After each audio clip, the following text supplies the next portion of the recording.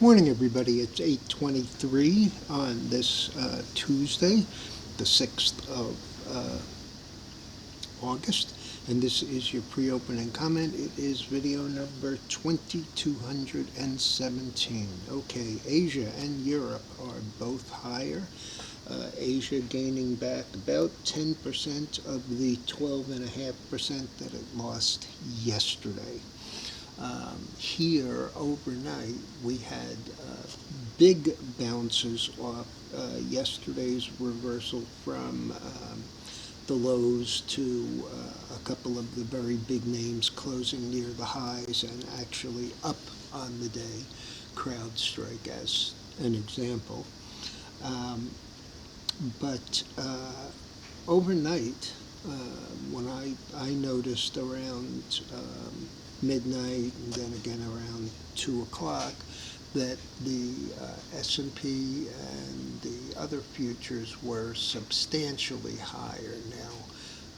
They're up right now. We're showing the Dow up about 220 in that neighborhood. But I have to tell you that it was up over double that. Same situation with the S&P.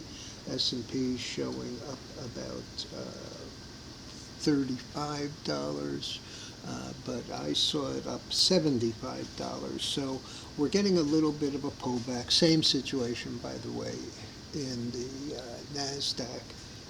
NASDAQ is up about 135. That one was even more extreme. That one was 300 higher, so it's given back about 2/3 of its gain. Not unusual. I mean, it is a bounce. Right now, it's not very impressive, but I will mention that when we have the kind of day that we had yesterday, where we started with 20 to 1 up to down, down to up volume and advanced declines, that very often we get a test of those lows. And on the basis of what I saw overnight, we're kind of testing those right now. We have been a little lower. So this could be a successful test for a bit of a bounce. I mean, we are down very substantially. Up yesterday was letter K, which is Kellogg's. It was up about 16% on the fact that Mars, the candy company, was looking to buy the company. So that was a real standout. Now, as far as the rest of the futures go, we have the grains continuing to make new lows. We have oil, which was up as high as 74.5, now trading 72.25. That's down 70 cents. Gasoline, heating oil, nat gas, all lower this morning. We have the gold, which was up overnight, now up only $4.50. The high was up about $15, so not a big move there, but off, like I said, off the highs. Copper is about unchanged. The silver is down about a dime. As far as cotton lower, coffee higher, sugar lower, cocoa lower. We have the dollar gaining a little bit of strength here on the fact that the bonds, which were up $1.50 yesterday, are now down 22/32, or about 2/3 of a point, and that of course is putting a little bit of a bid under the dollar, which has come down from 105, 106 down to 102, last 102.94. Okay, earnings today. Caterpillar beat. The stock yesterday was as low as 307. This morning was as high as 341. It was, when I started making notes, about 331, up 15. It is now up about half that. So 325, 324, that's up about 7.5. Uber beat top and bottom line. That was as low as 55 yesterday, closed at 60. Right now is trading just under 63. That's up almost $3. Palantir, PLTR, also up over 10%, 26.56, up 247. It beat by a penny. It beat on revenues. It guided above consensus.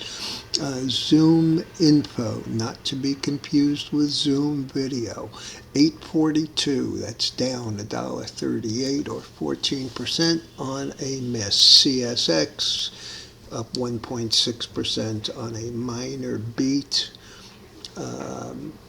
Avis budget down $1.47 or 1.8%, and that's on a miss on revenues.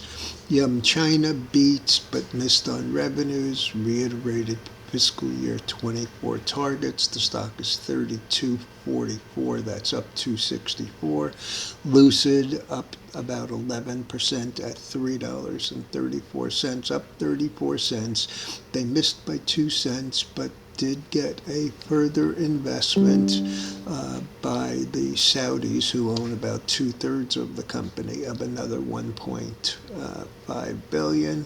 Nvidia is up 3, and that's just bouncing back from yesterday. Another one, KVUE. Clearview, this is a spin-off from Johnson & Johnson, and their stock is trading $19.33, up 80 cents. Let's remember that this spin-off of several of the major brands, Tylenol, Band-Aid, Listerine, etc., came out of Johnson & Johnson, and since the spin-off, the stock was as high as 28 and as low as 18. So 1933 up 80 cents is really nothing to write home about. But they did talk about the reason for the gain, and those reasons were pricing power and productivity. Put another way, productivity is another way of saying layoffs of employees, and pricing power with the public on these type of consumer non-durables, that's just inflation rearing its ugly heads. So I'm not sure what that says about that segment of that market, but you can be sure it's not great. We also have new debt numbers over 35 trillion. That's 115% of GDP. And regardless of what the market does here as far as any kind of bounce, and don't get me wrong, I'm playing that bounce with Teva and AGQ, but the fact of the matter is the debt is still there. Democrats want to take apart Google, as the DOJ has come out with their recommendation on antitrust activities for search and text messaging. This is not a great market, and while there may be a bounce, I'm not sure that we've seen anywhere near the bottom. So I'd be really careful out there. I definitely am a buyer of a couple of names, but I would only be buying 20% of what I actually wanted to own. So there you have it. hope everyone has a little bit better action today than yesterday, and I'll be back in the morning.